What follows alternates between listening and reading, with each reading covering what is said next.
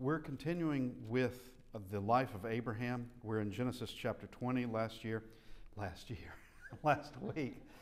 week. Time didn't go by that slowly. Matter of fact, it flew.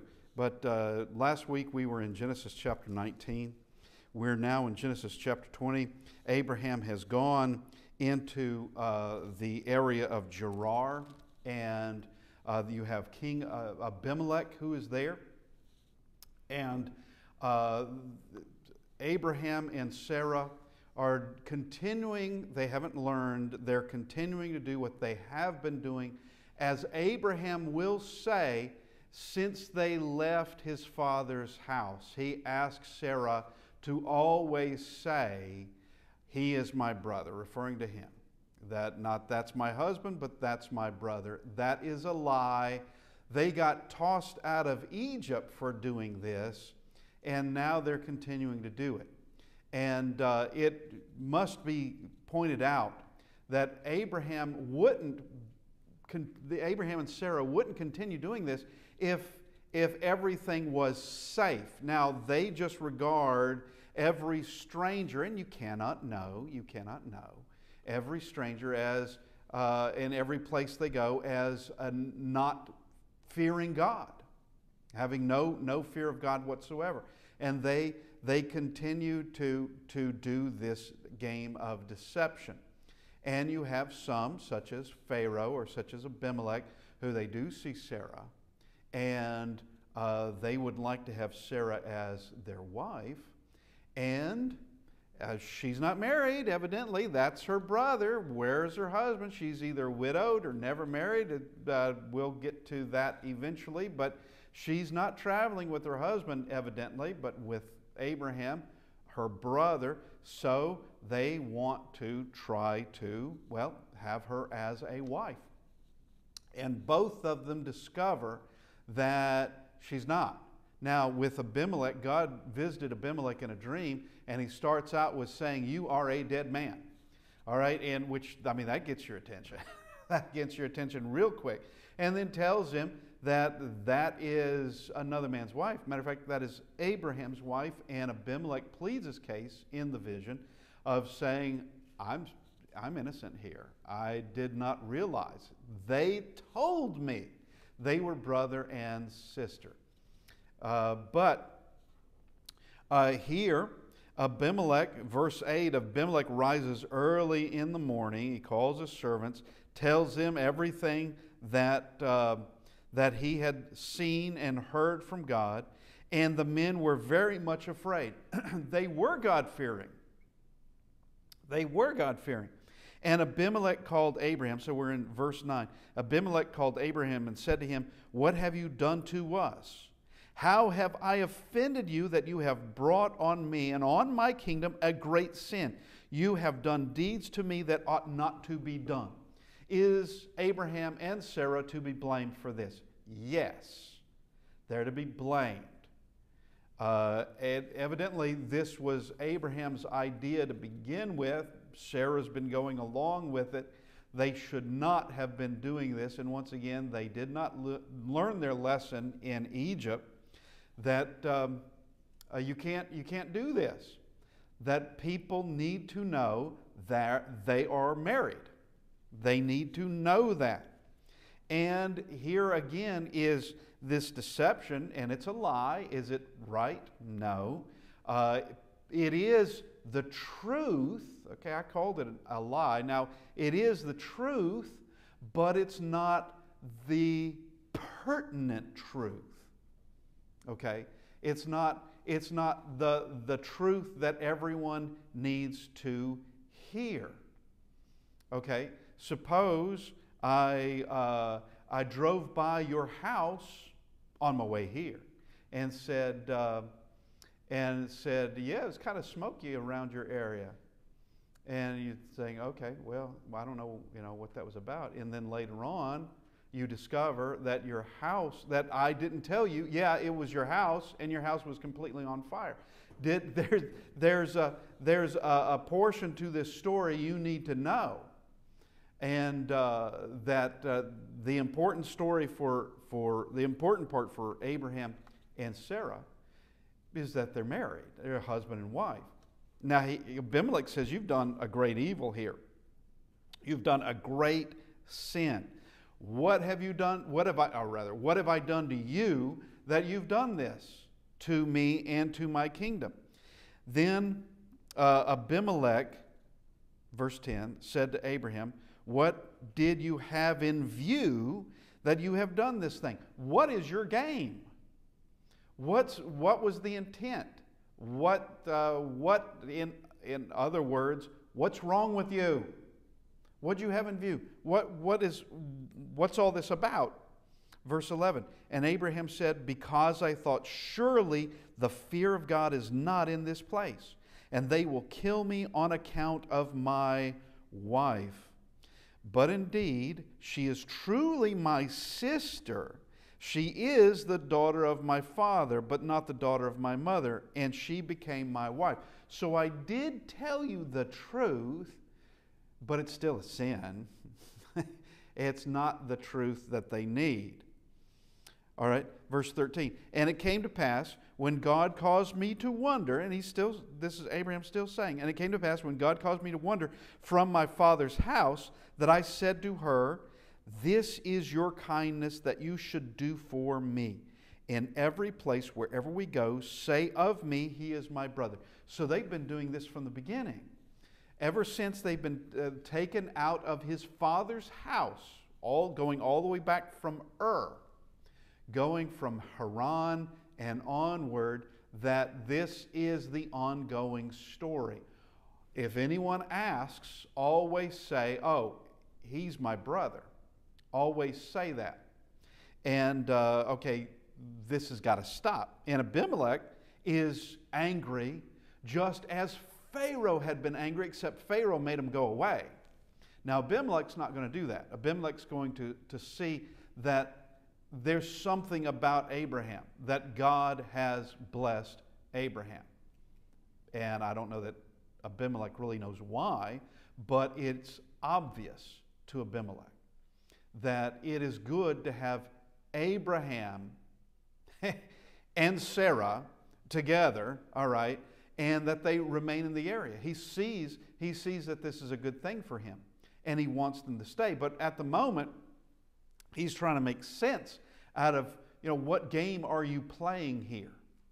And, we spoke just a minute ago that it's obvious that in that day and age, you could not trust everybody. Obviously. Chapter 19, we just saw 4 cities destroyed by God. And he would have destroyed the 5th one, except Lot wanted to flee to that one, and God allowed that one to remain.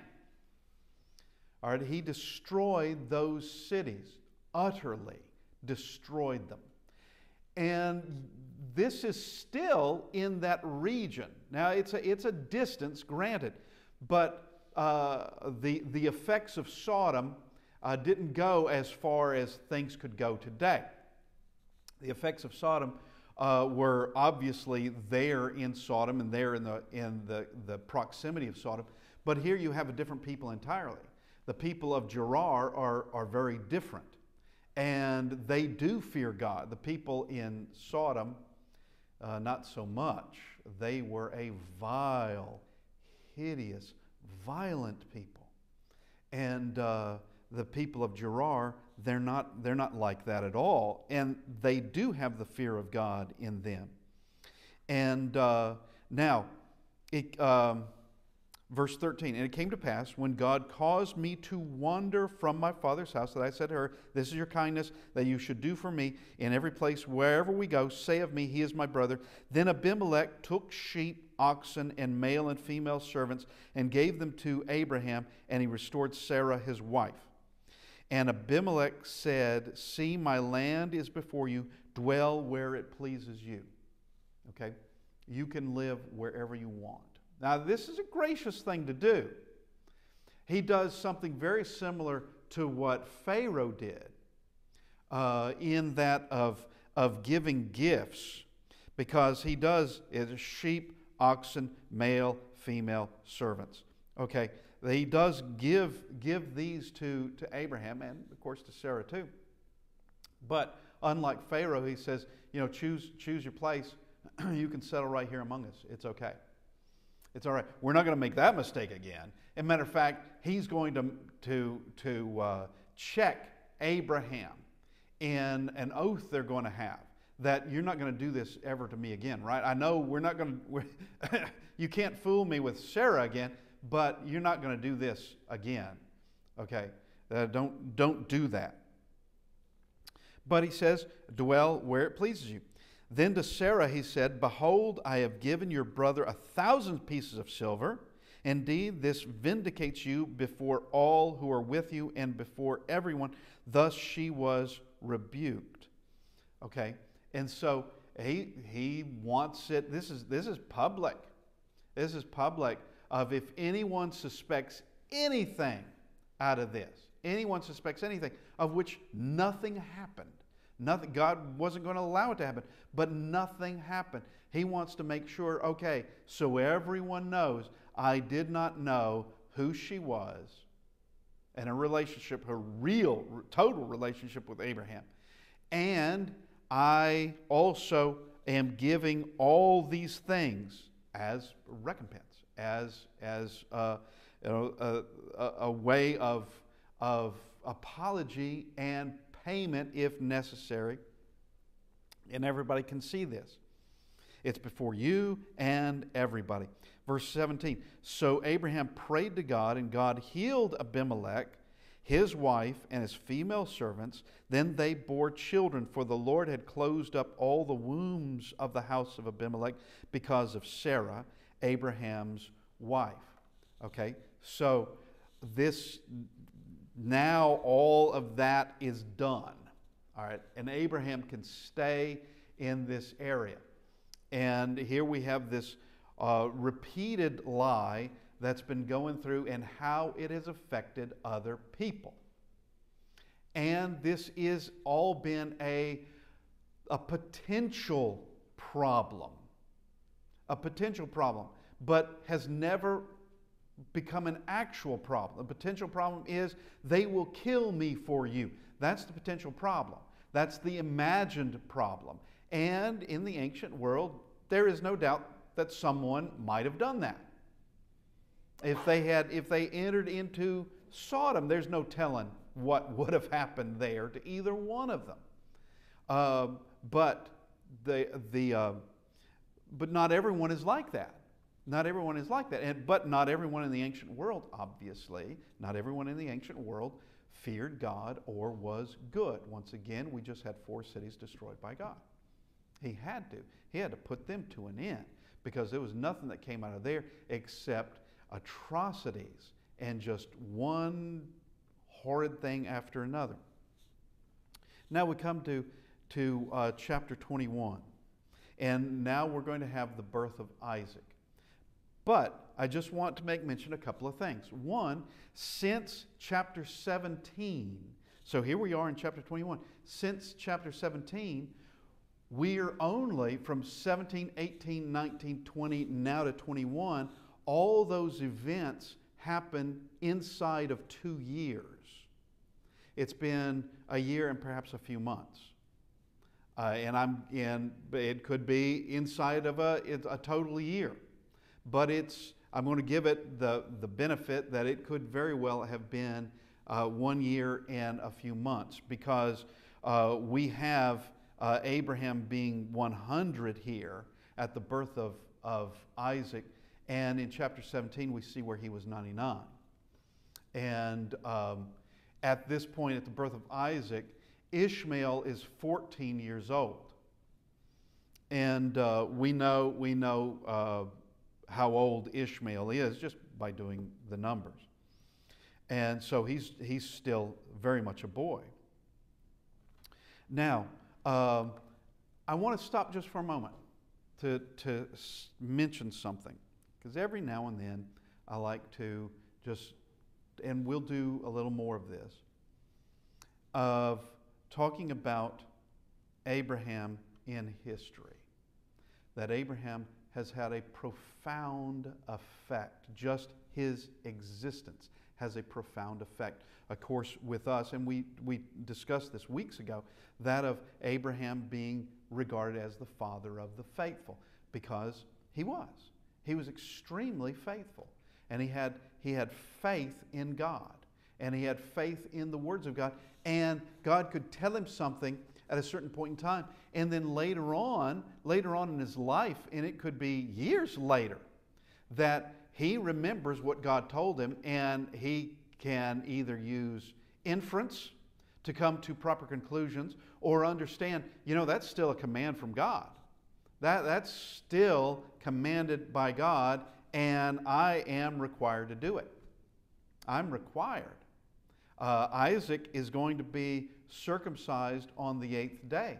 Now, it's been a while since God told him, or that was bound on Abraham and all the males that belonged to Abraham, and that would include Ishmael, and all of his children, all of his sons, his sons' sons, great-grandsons, going all the way down.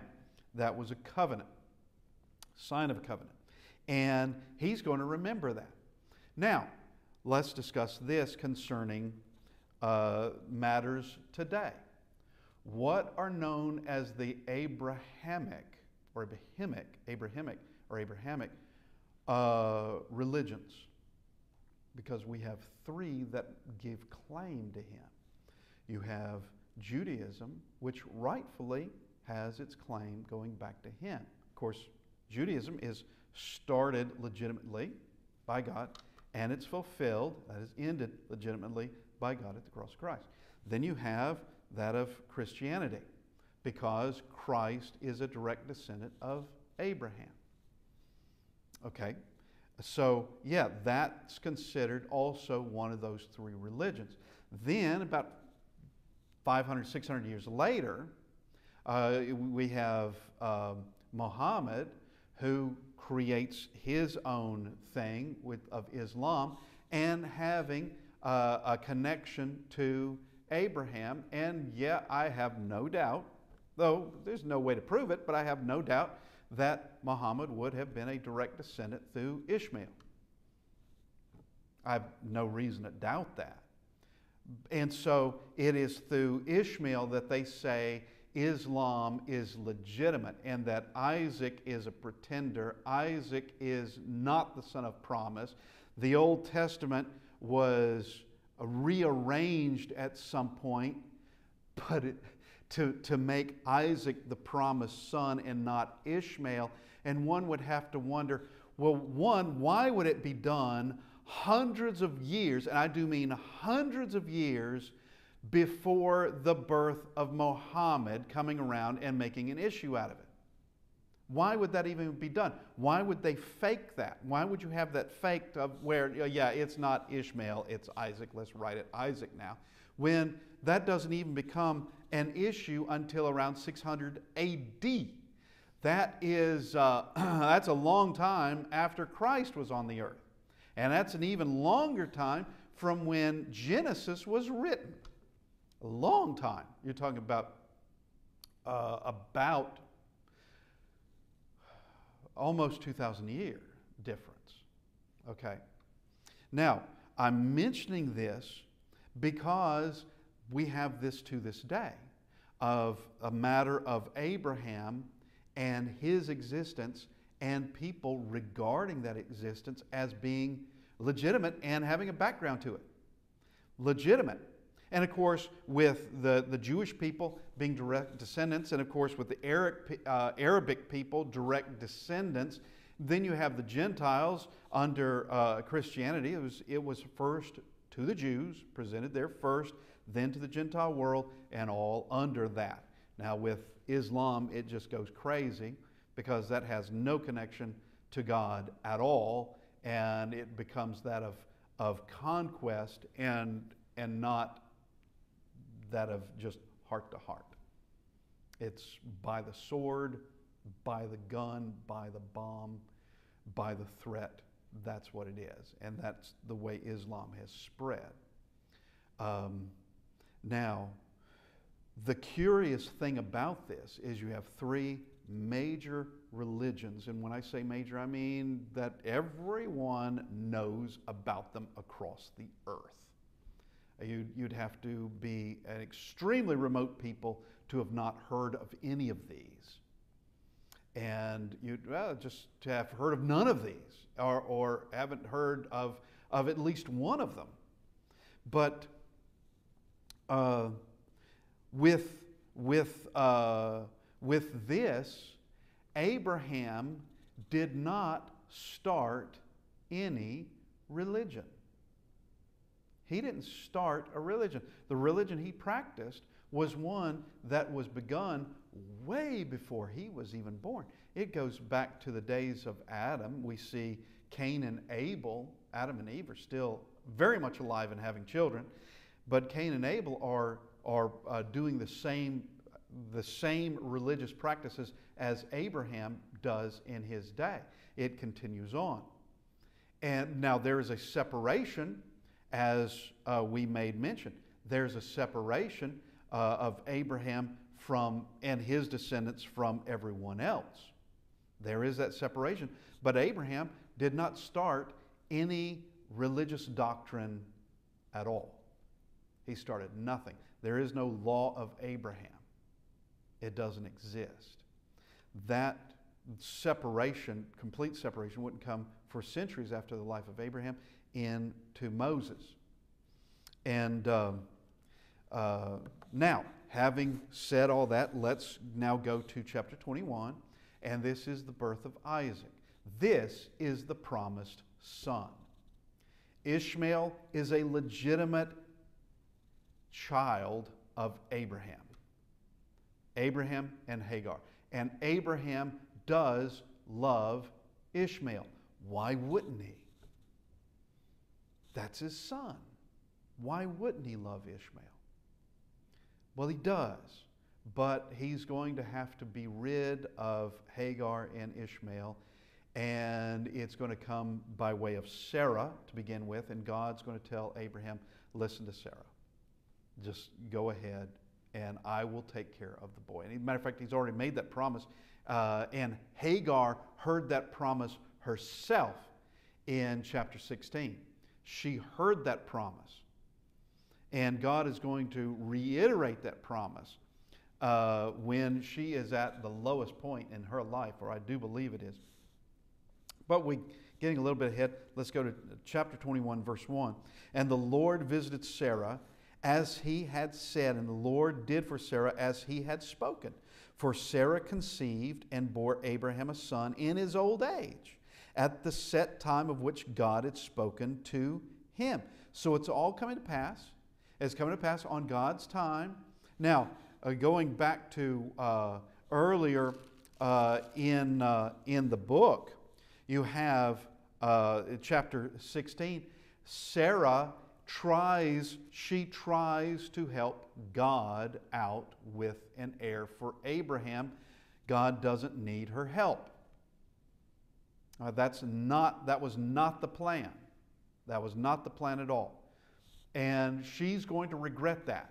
Matter of fact, she's going to regret it pretty soon here in just a few more scriptures. And she has already seen how Hagar, back in chapter 16, turned against her and despised her. And she didn't like that too much. Now, verse 3. And Abraham called the name of his son who was born to him, whom Sarah bore to him, Isaac. Then Abraham circumcised his son Isaac when he was 8 days old, as God had commanded him. He remembered that. That wasn't a once a time thing of where, yeah, everyone then has to, but it's a continuation. And he's faithful. 8th day. It's done. And he did not have any text written down for him to, unless he did it on his own. He didn't have some other prophet to write that down, a Moses, let us say, to write that down for him so he could always retain that. He kept it. And this is part of what makes him faithful. It's not the only thing, but this is part of what makes him faithful, is he remembers. He keeps it. And he does precisely as God told him that he was supposed to do. Now, verse 5. Now Abraham was 100 years old when his son Isaac was born to him. And Sarah said, God has made me laugh, and all who hear will laugh with me. She also said, who would have said to Abraham that Sarah would nurse children? For I have borne him a son in his old age. So this is exactly the day that God had in mind for the heir of Abraham. This is exactly the day. And he waited a long time to have this son. He waited a long time. And so here is this. And God, since chapter 12, God's been telling him that from him is going to be a great nation. He's been telling him that the multitude of his descendants are going to be as the stars in the sky, or as the grains of sand on the beach. You know, you're just not going to be able to number them. You're not going to be able to number them at all. So here is this promise that is now being fulfilled. It's going to happen. Verse 8, now here comes the problem. So the child grew and was weaned, and Abraham made a great feast on the same day that Isaac was weaned. And Sarah saw the son of Hagar the Egyptian, whom she had borne to Abraham, scoffing. Okay, so Ishmael is off scoffing at all of this. Like, what is the big deal? You know, yeah, this is nothing. It's something to scoff at.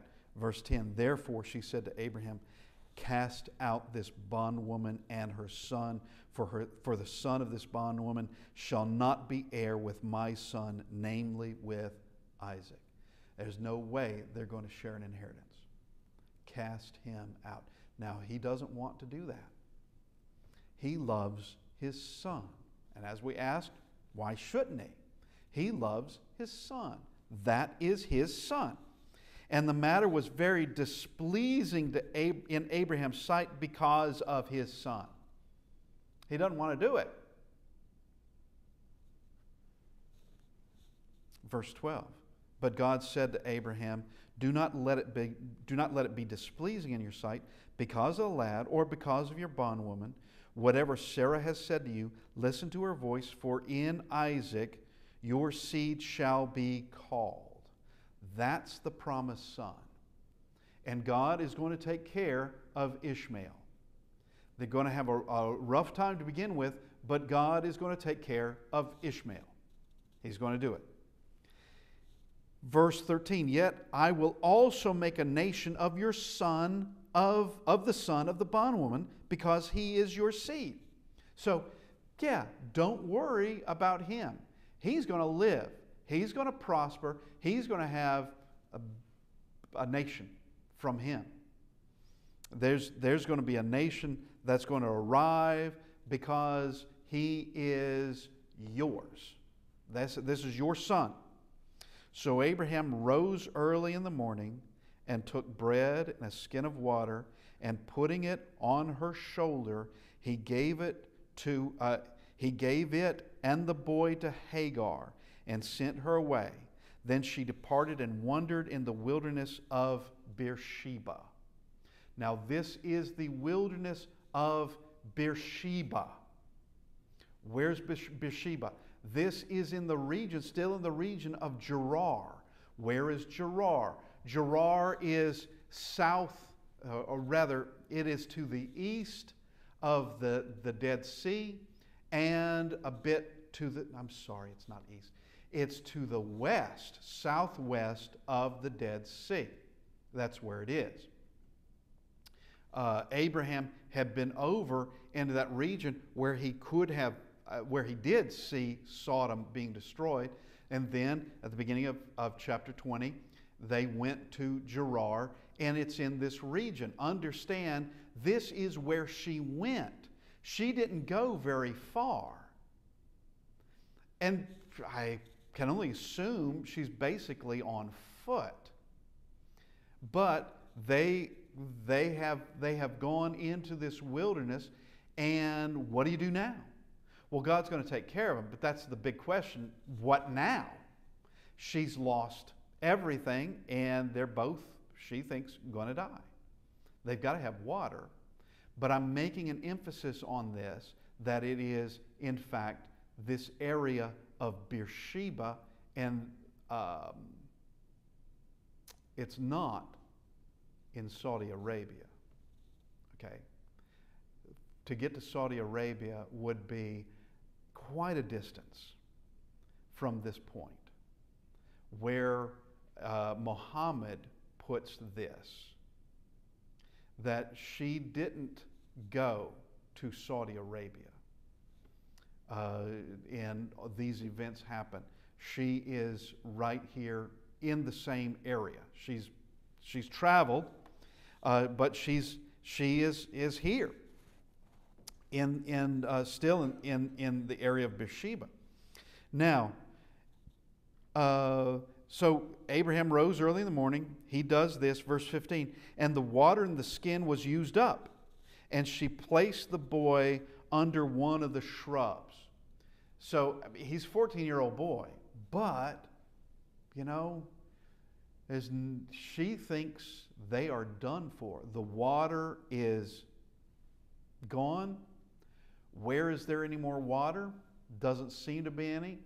And so she just puts him under a shrub. She's going to walk a distance because she does not want to see him die. And let's just continue reading. Then she went and sat down across from him at a distance of about a bow shot. For she said to herself, "Let me not see the death of the boy." So she sat opposite him and lifted her voice and wept. And God heard the voice of the lad. Then the angel of God called to Hagar out of heaven and said to her, "What ails you, Hagar? Fear not, for God has heard the voice of the lad where he is." So she's not the only one weeping or the only one lifting up her voice. He hears Ishmael. And he says, "Fear not, I've heard his voice." Verse 18, "Arise, lift up the lad and hold him with your hand, for I will make him a great nation." Then God opened her eyes, and she saw a well of water, and she went and filled the skin with water and gave the lad a drink. Now here's a thing concerning faith. Let's go to chapter 16. Here's a thing concerning faith, and I think Hagar did not have the faith that Abraham had. She did not have the faith. In chapter 16, verse 11, "And the angel of the Lord said to her," that is Hagar, "Behold, you are with child, and you shall bear a son. You shall call his name Ishmael." That is, God hears, and yes, he does. "Because the Lord has heard your affliction. He shall be a wild man.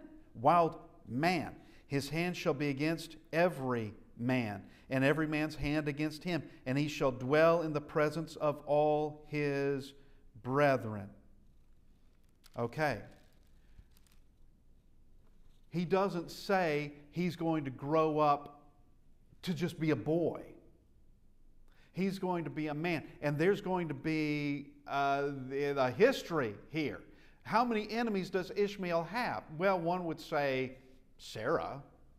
Okay, that'd be about the only enemy he could think of at the moment.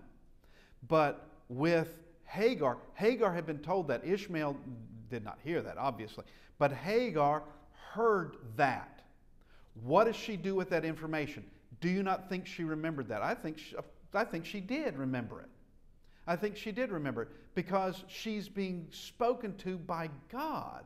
He's the one telling her this. This is this is not, it's the angel of the Lord said it to her, okay, telling her these things. Now she's in the middle of the wilderness thinking they're both going to die, and she doesn't want to see the death of her son. Where is her faith? Because with faith, she would have recalled, oh yeah, God told me years ago that he would grow up to be a man. He's not a man yet. He doesn't have any enemies yet. So this is not our last day.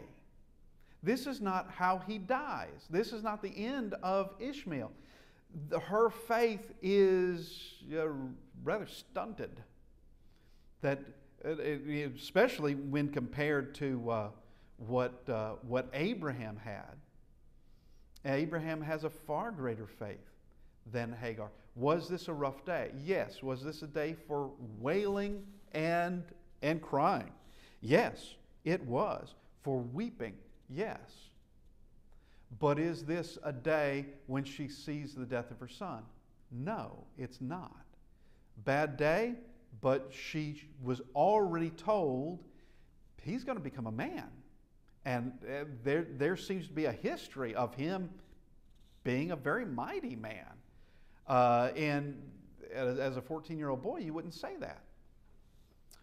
And this is just a thing of that she just has not recalled, or just does not have the faith.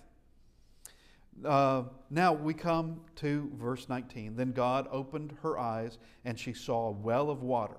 And she went and filled the skin with water and gave the lad a drink. So here she's been within sight of a well. She just didn't realize what it was. And God opened her eyes to see it. What does that mean? That doesn't mean that she was blind per se. It's just that she didn't realize that here was water, and it's within walking distance. It's not far at all. She just didn't know it was there. There was hope already there. There was hope given by the message of God. There was hope. And with this, obviously, Isaac is being taken care of by God. Now she gives the lad a drink. Verse 20, so God was with the lad, and he grew and dwelt in the wilderness and became an archer. And he dwelt in the wilderness of Paran, and his mother took a wife for him from the land of Egypt. So he's a man that remains in the wilderness. He becomes a man, and he becomes married, and he's going to have children. And it is with Isaac and this his Egyptian bride. And from them, there's going to be quite a nation and quite a segment of the world population, quite a significant segment. And God was right again. Now, I don't know how someone who knows just a matter of a few things, this common knowledge in this day and age, can go and read Genesis and not realize we're not talking about fictitious people, that these are just characters and they have no relevance today. Because clearly they do have a relevance today. And that these are actual people in their day, and these are the things that occurred to them, and these are the promises that are given by God, and those promises obviously came to pass. How? Well, God's behind it. God is behind it. And this is not a book that one just can't find anything of any real significance to it of, yeah, perhaps that's a nice allegory. Yeah, perhaps that's a nice short story. Yeah, isn't that a heartfelt thing? Here's a lesson. Here's another lesson. It is real people in a real time doing real things, and it affects us in a very real way today. Now, he grows up and he's okay.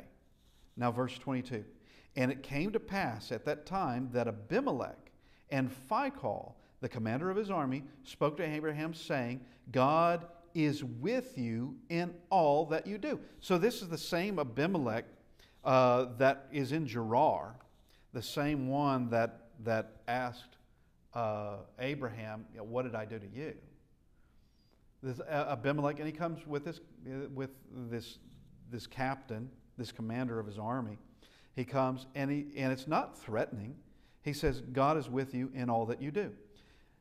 Verse 23, now therefore swear to me by God that you will not deal falsely with me, with my offspring or with my posterity, but that according to the kindness that I have done to you, you will do to me and to the land in which you have dwelt. So here he comes, and it's an official visit. It's an official visit. I want you to swear to me that while you're staying here, and he wants him to stay there. He says, God is with you in whatever you do. You know, that is clear. Abimelech is not just a child somewhere. He's not just a child that's witnessed nothing. He's seen various people, and he's seen Abraham. God's with that man. And now he says to him, okay, I want you to swear you'll never try to deceive me again. Deal falsely with me, my offspring, or my posterity. And that means my nation. You're not going to do that anymore, are you? And Abraham said, I will swear. Then Abraham, okay, now here we have another issue that comes in that we're unaware of. Matter of fact, Abimelech is unaware of. But Abraham rebuked Abimelech because of a well of water which Abimelech's servants had seized.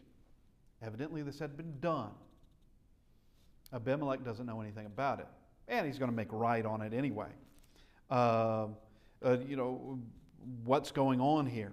And Abimelech said, I do not know who has done this thing. You did not tell me, nor had I heard of it until today. So Abraham took sheep and oxen and gave them to Abimelech, and the two of them made a covenant. Okay, so there is a covenant between Abraham and Abimelech.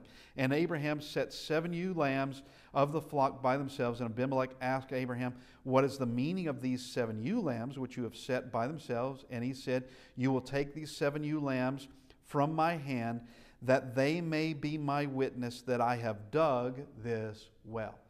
Okay, that belongs to me. I dug it.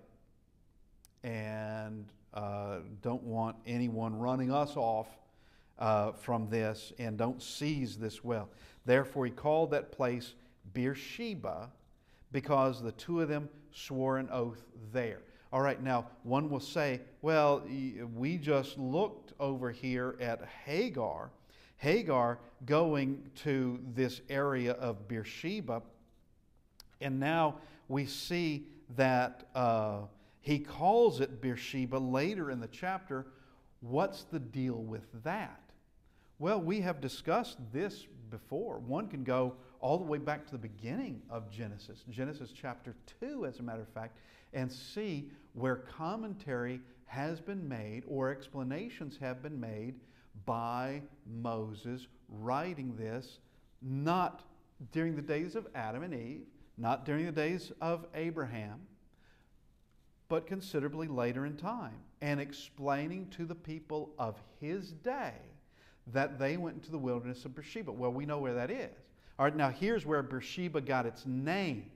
This is where it's got its name, and it basically means a well of oath, or actually it could even mean 7 lambs, but the well of oaths. And so here we see the naming of it after we've already heard it being mentioned earlier, because she goes in that region before it was given this name by Abraham. She goes over there.